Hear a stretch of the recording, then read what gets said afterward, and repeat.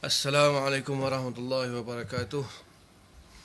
A'udzu billahi minasyaitonir rajim. Bismillahirrahmanirrahim. Innal hamdalillah nasta'inuhu wa nastaghfiruhu wa nu'minu bihi wa natawakkalu alayh. Wa na'udzu billahi min shururi anfusina wa min sayyiati a'malina. May yahdihillahu fala mudilla lahu wa may yudlilhu fala hadiya lahu. أشهد أن لا إله إلا الله وحده لا شريك له وأشهد أن محمدا عبده ورسوله اللهم صل على سيدنا محمد وعلى آله وصحبه أجمعين وبارك وسلم أما بعد بسم الله الرحمن الرحيم والعصر إن الإنسان لفي خسر إلا الذين آمنوا وعملوا الصالحات وتواصوا بالحق وتواصوا بالصبر صدق الله العظيم وقال رسول الله صلى الله عليه وسلم Man salaka tariqan yaltamisu fihi ilman sahhalallahu lahu bihi tariqan ilal jannah atau kama qala sallallahu alaihi wasallam.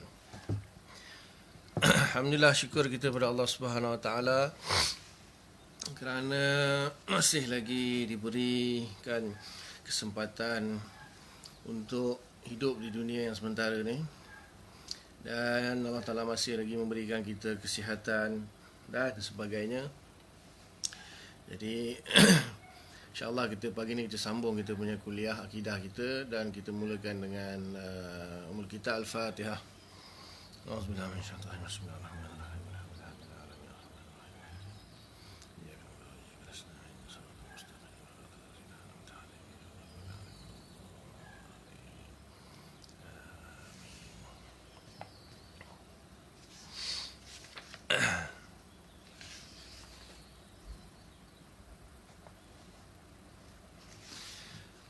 Alhamdulillah, jadi selama dua pertemuan tu kita cerita tentang sejarah tentang mazhab Asy'ariyah, ilmu kalam lah.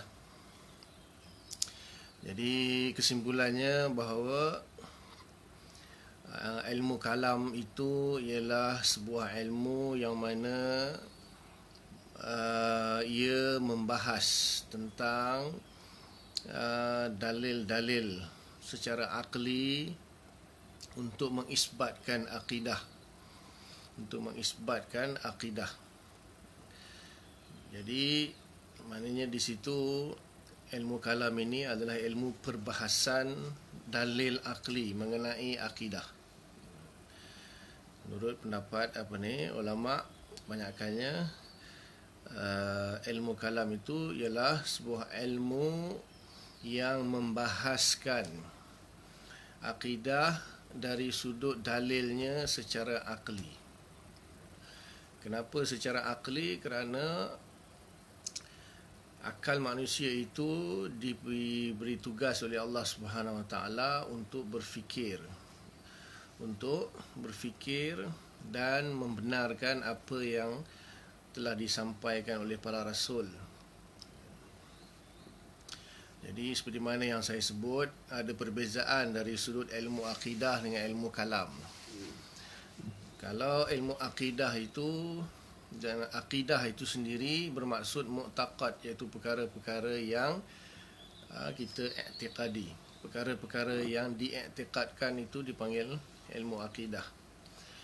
Maka dia punya masdar talaqi dia adalah Al-Quran dan hadis. Jadi Al-Quran dan hadis memberitahu kita bahawa sesungguhnya Allah Subhanahu Wa Taala itu Tuhan yang satu, tidak ada Tuhan selain Dia, dan Dia adalah Zat yang maha sempurna dengan segala sifat-sifatnya yang sempurna, dan Dialah yang maha berkuasa, maha mengetahui, menciptakan alam dan sebagainya. Maka itu namanya akidah, yang bermaksud mu'taqad, perkara yang diiktikadkan. Kemudian manusia mempunyai peranan untuk dia berfikir apabila dia mendengar. Dia mendengar perkara tersebut, maka dia berfikir dan dia wajib membenarkanlah, mentasdikkan. Jadi dia punya aturan dia, kalau kita tengok apabila manusia itu mengetahui sesuatu perkara, maka dia akan berfikir akan kebenaran terhadap perkara tersebut. Maka apabila akal manusia itu dia memikirkan akan kebenaran perkara tersebut berpandukan dalil-dalil yang akan diberikan oleh para ulama lah, maka perbuatan manusia berfikir untuk membenarkan perbuatan manusia berfikir terhadap perkara-perkara yang wajib diiktikadkan itu namanya nazar. Namanya nazar. Bukan nazar fiqah tu. Nazar fiqah tu merisik. Ini nazar maksudnya berfikir. Tertibul umur al-ma'lumah, menyusun perkara-perkara, susunan perkara-perkara yang sudah diketahui, ya liyatahassala bihi ilal matlub, supaya menyampaikan, supaya menghasilkan dengannya kepada perkara yang dituntut. Jadi dalil-dalil dalam Al-Quran terlalu banyak lah, terlalu banyak. Allah telah sebut dalam Al-Quran kan, afala yanzuruna ilal ibili kaifa khuliqat, apakah kamu tidak melihat dan berfikir. Yanzuru maksudnya melihat sambil berfikir, observe. Afala yanzuru ilal ibil, apakah kamu tidak berfikir terhadap unta. Kaifa khuliqat, bagaimana kami ciptakan. Wa ilas sama'i kaifa rufi'at, langit macam mana kami tinggikan. Wa ilal jibal, kepada gunung, kaifa nusibat, bagaimana kami pasakkan. Wa ilal ardi kaifa sutihat, dan bumi macam mana kami bentangkan. Tokyo clear, alhamdulillah. Nasrullah. Tokyo tak ada ke corona. Jadi ayat-ayat yang lain banyak. Afala yanzuruna ila sama kaifa banainaha, apakah kamu tidak melihat langit bagaimana kami ciptakannya, kami bina. Jadi ayat-ayat Al-Quran, kata Imam As-Sanusi dalam dalam syarah Aqidatul Kubra dia kata lebih kurang 600 ayat. Ayat-ayat kauniyah namanya. Allah Ta'ala suruh manusia berfikir, nazar, pondering, comprehend terhadap alam-alam semesta ni, supaya daripada situlah nanti dapat diketahui sesuatu lah yang ingin message yang ingin disampaikan. Jadi ketika Allah Ta'ala menyuruh melihat kejadian langit dan bumi, inna fi khalqis samawati wal ard wa ikhtilafil laili wan nahar la ayatul li ulil albab,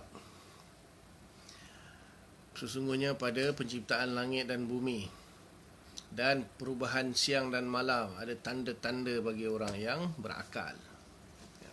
Banyak ayat-ayat lah dalam Al-Quran. Dan akibat daripada tidak menggunakan akal ni Allah cerita. Allah cerita dalam surah Al-Mulk kan. Lau kunna nasma'u au naqilu ma kunna fi ashabis sa'ir. Kalaulah kami dengar atau kami fikir, dah tentu kami tak akan berada dalam neraka sa'ir. Jadi di situ banyak mengena yang ayat-ayat yang Allah Ta'ala nyatakan supaya manusia suruh dia berfikir, nazar tentang tanda-tanda kebesaran Allah, kesempurnaan Allah, kekuasaan Allah. Jadi disebabkan terlalu banyak ayat-ayat, bukan satu, bukan dua, malah 600 lebih kata Imam Sanusi. Dan dia kata kalau orang yang kaji lebih mungkin jumpa lebih lah kot. Ayat-ayat menyuruh manusia itu nazar, berfikir tentang kejadian-kejadian ini untuk membawa kepada pengisbatan akidah yang benar. Maka mazhab Asy'ariyah mewajibkan nazar. Jadi ilmu nazar, ilmu berfikir menggunakan akal untuk mengetahui akidah itu dinamakan ilmu kalam. Walaupun ilmu kalam sebelum itu dicela dan dianggap ilmu yang buruk lah oleh para salafus soleh, sebab kerana ilmu itu tidak digunakan untuk mengisbatkan akidah yang benar. Ilmu itu digunakan untuk mengisbatkan akidah-akidah yang batil, yang menyalahi ahli sunnah wal jamaah, maka sebab itulah dia dicela. Tetapi apabila zaman Imam Abul Hasan Asy'ari, ilmu kalam sudah berubah. berubah dijadikan sebagai ilmu untuk mengisbatkan akidah ahli sunnah wal jamaah. Jadi apabila satu orang manusia itu dia berfikir tentang alam ini untuk mengisbatkan akidah, itu proses tersebut namanya nazar. Dan apabila dia mencapai sesuatu hasil, satu kebenaran daripada nazar dia itu, maka dipanggil ma'rifat. Dipanggil ma'rifat. Ini bukan makrifat lepat. Makrifat lepat itu bab lain. Ini makrifat yang dinyatakan dalam ilmu akidah, yang mana makrifat itu bermaksud i'tiqadul jazmi, satu i'tiqad, idrak ataupun i'tiqad. Idrak ni perolehan, i'tiqad ni lah satu pegangan ataupun keyakinan. I'tiqadul jazmi, satu pegangan, satu keyakinan, satu i'tiqad yang jazm, yang mantap. Al-mutabiq lil waqi', yang bersesuaian dengan waqi', maksudnya yang bersesuaian dengan realiti. Maksudnya dia mempercayai sesuatu itu, hasil daripada nazar dia itu, dia meyakini akan sesuatu, tapi al-mutabiq lil waqi', mesti bersesuaian dengan realiti. An dalil, dengan sebuah dalil. Jadi ada tiga di sini.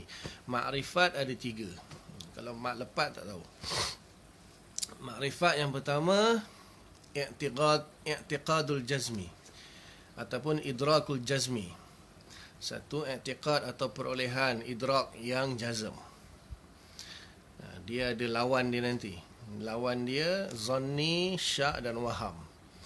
Maka di sini jazmi maksudnya qat'i, i'tiqad yang qat'i, i'tiqad yang jazm, yang mantap 100% lah. Dia tak boleh 99% pun tak boleh. Mesti 100%.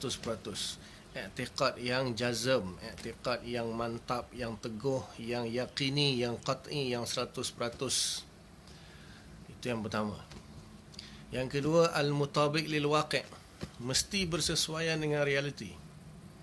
Kalaulah apa yang diiktikad itu tidak bersesuaian dengan realiti, maka itu dipanggil jahil murakkab. Jahil murakkab. Satu orang tu contohnya orang agama Hindu, orang agama Buddha, dia percaya ada Tuhan, Tuhan dia lah. Kan? Maka dia beriktikad tu betul-betul jazm, tapi yang dia iktikadkan itu tidak bersesuaian dengan realiti. Sebab realitinya tidak ada Tuhan selain Allah. Maka itu dipanggil jahil murakkab. Begitu juga ada orang yakin Allah duduk atas arasy. Yakin betul-betul ni Allah duduk atas arasy, sedangkan realitinya Allah tidak duduk atas arasy. Maka itu dinamakan jahil murakkab. Jahil murakkab.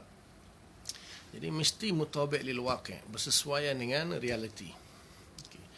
Kemudian yang ketiga, an dalil, daripada sebuah dalil. Jadi tiga. Dalil apa? Kedua-dualah, dalil akli dan dalil nakli. Kedua-duanya sekali, bukan salah satu. Dan kita dah tahu dah peranan dalil nakli itu adalah untuk memberitahu akidah. Peranan dalil akli untuk mengisbatkan akidah. Jadi itu namanya ma'rifat. Jadi setelah manusia itu, satu orang Islam tu dia berfikir, bertafakur, bernazar, istilah dia, maka setelah dia mencapai satu hasil daripada nazar dia, maka itulah dia yang dipanggil ma'rifat, iaitu idrakul jazmi al-mutabiq lil waqi' an dalil. Maka kalaulah seseorang itu dia hanya buat dua perkara saja, iaitu dia ada i'tiqad yang jazm dan mutabiq lil waqi', bersesuaian dengan realiti, tapi tanpa dalil. Tanpa dalil di sini maksudnya hanya sebuah dalil saja, iaitu dalil nakli saja, tanpa dalil akli. Tanpa dalil akli. Maka itu ulama mengatakan bahawa dia dipanggil muqallid ataupun taklid. Dia bukan orang yang arif, tetapi dia adalah orang yang muqallid dipanggil. Sebab apa? Dia tidak ada dalil akli yang membenarkan apa yang disampaikan itu. Dia hanya ikut-ikut sajalah. Taklid ni maksudnya mengikuti pendapat seseorang tanpa mengetahui dalil. Ada panjang dalam bab ni, ada kata kalau yang dia ikut itu adalah qaul Rasulullah, qaul Al-Quran, maka adakah itu dikatakan taklid? Ya, taklid. Kerana apa? Di situ dia hanya memberitahu saja. Allah Ta'ala hanya memberitahu saja. Jadi dia mengikuti qaul, dia mengikuti qaul Nabi misalnya. Ya, memang betul. Tapi adakah dia faham betul apa yang disampaikan oleh Nabi itu atau tidak? Kan? Sebab tu ada orang dia kata saya taklid kepada Al-Quran. Tak apa dia, iaitu Allah duduk atas aras. Apa dalil dia? Ar-Rahmanu ala arsyistawa. Itu masalah. Jadi kalau orang bertaklidkan sesuatu ya, pada Al-Quran misalnya. Jadi dia kata dia percaya Allah duduk atas aras. Dia kata dalil dia Ar-Rahmanu ala arsyistawa. Jadi mana dia taklid Al-Quran tu? Maka itu namanya jahil murakkab. Jahil murakkab bahawa dia sudah taklid benda yang salah. Adakah Allah tu duduk atas aras? Betul ke Allah tu duduk atas aras? Dia kata iyalah, Quran beritahu. Kita kata kalau Quran kata yang ayat Ar-Rahman Al-Istawa tu Allah duduk atas aras, habis tu ayat Quran yang mengatakan wa huwa ma'akum aina ma kuntum. Sesungguhnya Allah bersama kamu di mana saja kamu berada. La tahzan innallaha ma'ana. Jangan kamu risau, kata Nabi kat Abu Bakar Siddiq kan dalam Ghusl. Sesungguhnya Allah bersama kita. Fa aina ma tuwallu fa thamma wajhullah. Di mana kamu menghadap di situlah Allah. So ayat-ayat tu kenapa dia tak taklid ayat tersebut? Kan itu kan ayat-ayat Al-Quran yang menunjukkan Allah di bumi itu lebih banyak lagi daripada ayat-ayat Al-Quran yang menunjukkan Allah di langit. So kenapa dia tak ambil ayat Al-Quran yang menunjukkan Allah di bumi? Jadi dia sudah salah bertaklid. Jadi sebab tu perlu ada panduan daripada ulama untuk supaya berfikir dengan dalil yang benar lah, i'tikad yang benar. Jadi apakah nasib si muqallid tersebut? Itu ada pembahasan. Jumhur mengatakan iman dia sah kalau dia jazm walaupun dia tak tahu dalil, tetapi dia berdosa lah. Sebab apa? Imam Sanusi panjang dibahas. Dia kata terlalu banyak ayat Al-Quran yang menyuruh kita bernazar. Maksudnya mencari dalil. Maka kalau bukan satu dua ayat, maka dalam 600 lebih ayat. Maka itu sudah menunjukkan bahawa betapa penting dan wajibnya untuk kita mencari sebuah dalil. Itu Asy'ariyah lah, yang lain tu tak tahulah. Jadi makrifat, apabila satu orang tu sudah mempunyai i'tiqad yang jazm, idrak yang jazm, pengetahuan perolehan yang mantap, yang mutabik lil waqi', kemudian an dalil, maka itu dipanggil makrifat. Setelah tu apa dia? Setelah dia ada makrifat, maka dia tasdik. Barulah datangnya tasdik bil qalbi. Dia membenarkan makrifat, apa yang dia makrifat tersebut. Dia membenarkan di dalam hati apa yang dia makrifatkan tersebut. Maka tasdik bil qalbi ini namanya beriman. Ini namanya beriman. Iman itu at-tasdik bil qalbi. Membenarkan dalam hati, itu namanya beriman. Apa yang dia imankan, apa yang dia makrifatkan tadilah.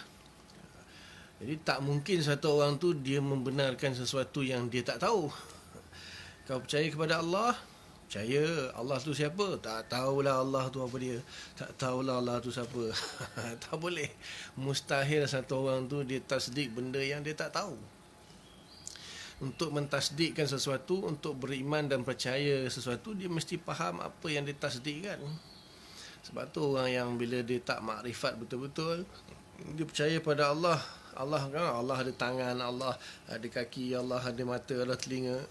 Itu yang dia percaya. Jadi apa yang dia tasdikkan itu tak benar, bukan makrifat. Jadi tasdik itu iman itu tasdik bil qalbi, iaitu dia membenarkan dalam hati apa yang dibenarkan, iaitu makrifat tadi. Jadi iman itu tabi' lil makrifat.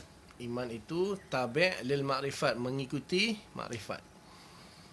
Kemudian setelah ditasdik bil qalbi, barulah dia boleh syahadah. Apa itu syahadah? Syahadah itu ialah al-iqrar wal-i'tiraf bil lisan ma yutabiqu fil qalbi. Ikrar dan iktiraf apa yang mutabik dengan hati dia. Apa yang telah dia tasdik itu, apabila dia ikrar dengan mulut dia, maka itu namanya syahadah. Jadi orang munafik kan, dia pun syahadah juga. Orang munafik dia syahadah, tetapi syahadah dia tak dipanggil syahadah sebab apa? Tidak memenuhi tuntutan syahadah itu. Sebab syahadah itu iqrar dan iktiraf dengan lisan, tetapi ma yutabiqu, apa yang mutabik, yang ada dalam hati, apa yang telah dia tasdikkan. Orang munafik dia tak tasdik. Dia tak percaya kepada Allah Rasul, mulut saja, maka itu tak nama syahadah, itu namanya bohong. Jadi syahadah itu iqrar dan iktiraf terhadap apa yang dibenarkan dalam hati tersebut. Kemudian apabila dia sudah syahadah, maka baru boleh dianggap sebagai seorang Islam. Maka barulah dia boleh sembahyang, puasa, zakat, haji dan sebagainya. Ini susunan dia. Susunan dia, rasul-rasul datang memberitahu tentang akidah. Beritahu tentang akidah dulu. Sebab kalau akidah tak ada, tak buat apa nak suruh sembahyang, puasa, zakat, haji. Bagi tahu akidah dulu. Rasul-rasul datang bagi tahu akidah. Itu yang Rasul bawa itu ialah Al-Quran, wahyu. Itu namanya dalil naqli, menceritakan tentang akidah ataupun mu'taqad. Kemudian akal manusia nazar. Akal manusia nazar, berfikir terhadap apa yang disampaikan oleh Nabi tersebut. Kemudian dia membenarkan. Bila akal itu membenarkan, maka dia panggil makrifat. Maksudnya akal tu menerimalah dengan dalil-dalil akli, dia idrak ataupun dia i'tiqad dengan jazm apa yang disampaikan oleh Nabi, maka itu dia panggil makrifat. Setelah mempunyai makrifat, maka dia tasdik dalam hati, maka dia panggil beriman. Itu maknanya susunan dia tadi, penyampaian daripada Nabi, kemudian nazar, kemudian makrifat, kemudian iman, tasdik bil qalbi, kemudian syahadah dengan lisan, kemudian amal bil jawarih, beramal dengan anggota badan. Itulah dia. Jadi ilmu yang membahaskan tentang apa yang Nabi sampaikan itu dipanggil ilmu akidah.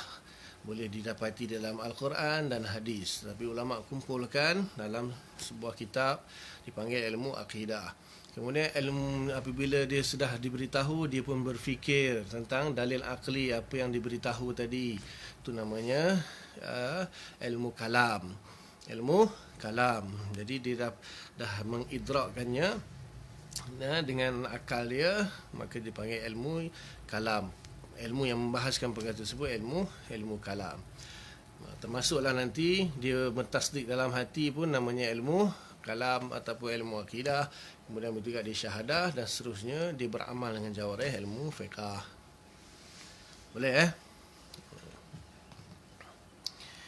Itu kesimpulan terhadap ilmu kalam lah. Ilmu akidah dan ilmu kalam. Saya tak baca semualah kitab ni, panjang. Jadi saya ambil poin-poin dia saja. Kemudian semalam saya disebut tentang masdar talaqi tu kan. Masdar talaqi ni ilmu akidah tu Quran hadis, dan masdar talaqi makrifat itu adalah akal. Jadi di situ wujudlah dua dalil, iaitu dalil satu dalil naqli Quran hadis, satu dipanggil dalil akli. Dalil akli iaitu dalil akal lah. Dalil ada dua, satu dalil naqli iaitu Quran hadis, yang kedua dalil akli. Okay. Kemudian di sini nak cerita martabat ataupun tingkatan-tingkatan dalil tersebut. Dalil akal ini banyaklah dalil akal ni pecah, banyak dia punya pecahan dia. Cuma di sini saya nak bagi tahu kekuatan dalil itu saja. Pertama dipanggil qat'i, iaitu 100% diyakini, tidak ada sedikit keraguan pun. Yang kedua dipanggil zanni, iaitu sesuatu yang di bawah tahap qat'i, bermula daripada 99% sampailah 51%. Itu dipanggil dalil Zanni, ataupun perkara yang zanni, kekuatan bagi sesebuah dalil tu dipanggil zanni. Sangkaan yang kuat lah. Sangkaan yang kuat tapi tak sampai 100%. 100% tu dipanggil qat'i. Kemudian 50-50 dipanggil syak. Syak ni tak pakai dalam akidah. Dan bawah daripada 49 ke bawah sampai 1 dipanggil waham. Waham lagi lah tak pakai dalam akidah. Dan kosong namanya jahil lah. Kosong namanya jahil. Dua saja.